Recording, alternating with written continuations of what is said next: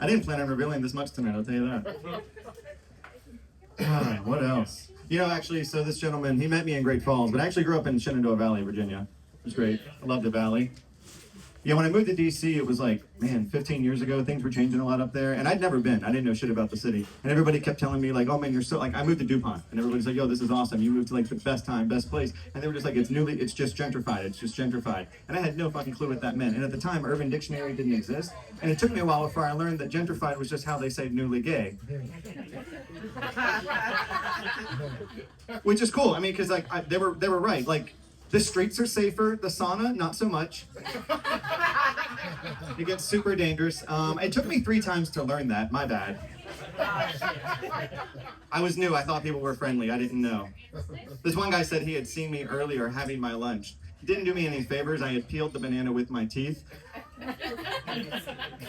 But I had just seen that as like the easiest way to do it. I watched a monkey one time. I lived near the zoo. I went up there. I was like, oh shit, I've been doing it wrong the whole time. Like, I'm from the country. What do I know? While I was up there, I started working in a restaurant. It's not like here. They only have Mexicans. It's not true. It's so racist. They're from El Salvador. That's rude. But I got to learn Spanish, which was awesome because it really helped my dating game. Being under 6 foot does not matter in the Latin community. You can be a 5'6" king. It's the best thing ever. Yeah, I'm 5'8". I'm high pickings. It's great. So yeah, so I learned Spanish, and then that got me a girl. That was cool. Wasn't ready for kids yet, so we bought a dog. We bought this real fancy fucking dog too. It was a little Cavalier King Charles. Super cool. You know what I'm talking about? Yeah, right. It's a great lap dog. It was amazing. And then one day I had this disheartening realization that my girlfriend's dog had more papers than she did. And man, that was rough. It started some strange conversations. Something I learned living in the city is that man, if karma is true and if reincarnation is real, let me come back as a fucking dog. It's the best thing ever. In America, I want to be an American dog. Most likely in the city, that would be best. Have you seen in LA now, the coyotes are just, I guess because of the fires, that's what they think, they're just coming down and walking the streets. Like they own the place, okay? That's privilege. I think they've just seen how a Shih Tzu lives and they're like, I'm ready for domestication. Yes, I will put on the collar. Thank you. How big is that couch? Yeah, my girlfriend's dog, though, it used to piss me off because, I'm from around here where you could just pull over, just take a leak wherever you want. Most likely, no big deal. Up there, though, problem. Huge problem. We would walk, and they have an acre of land in an expensive fucking area, and my girlfriend's dog would pee right before we got there, okay? Looked at me just give a fuck. Meanwhile, I am one more public urination ticket away from becoming a registered sex offender. It's fucking dogs, bro, I'm telling you. I never trusted them. I never trusted a dog. I got bit by one when I was younger and it just scarred me. Well, I guess that's a pun, but it really did scar me.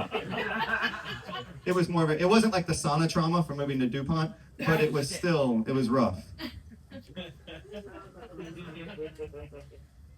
This is great. I love this. I'm on a little magic carpet. This is phenomenal. Yeah. It's weird. A carpet can make you look either really gay or like a hippie. Super. I feel like I know way too many yogis nowadays.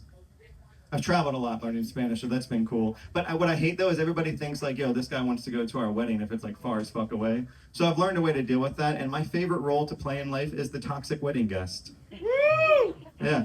I'll start real early on, okay? I'm the one texting you are dogs allowed? Asking for a friend. My possible +1, please. Make my weekend easy. That's how I start. But then gifts. I think gifts are the thing. Because if you're going to make me travel, you better not get divorced in 3 fucking years. I'm going to be really mad about that, okay? So I like to send what I call conflict gifts. We've heard of conflict diamonds. I have conflict gifts.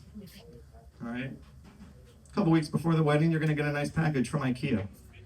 Beautiful bookshelf. You're welcome. I'm like that. But I intercepted it, and I've removed a screw. And one awkwardly sized Allen wrench. A lot of people have to decide. It's 1 a.m. Are we going to Home Depot at 9 a.m. or am I leaving you tonight? Okay, you're welcome. I've saved 2 people that way. I'm the best guy to invite. But if I still have to go, I'm like, fuck.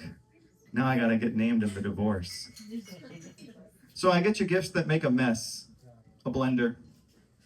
We know two neat freaks never marry each other.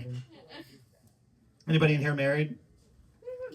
Yeah? Okay, sadder question. Anybody here the children of divorce? Yeah, a couple? Okay, great. Yeah, and you have kids. And are you the children of divorce and also have children? Oh, great. Okay, wonderful. Do you remember how there was a time when, like, how quickly the switch went from being like, oh, my lovely wife, to your fucking mother? Seriously, I remember that. That was rough. I grew up with a dad who was a cop, so it was just, you know, the cursing wasn't new. It was who it was at that was a problem. Because we didn't have any black people in the family. So he was like, I have to find someone to fucking yell at tonight. No, he was actually a good guy. I didn't worry about that, but so much. He was in El Paso. It was Mexicans. But my dad was so super old school. Like, he saw two kids shotgunning weed once. Do you know what that is? Yeah. Okay. So when you're like, you know, you're low on weed, you're gonna take an inhale, blow it into someone's mouth, and he was just like, guess who I found out is gay. I was like, who? And he told me, like, I saw your friends across the street. And when he told me what they were doing, I was just like, oh, yeah. I have to play dumb. I'm like, yeah, total homos. Yeah, can't believe they would do that without me.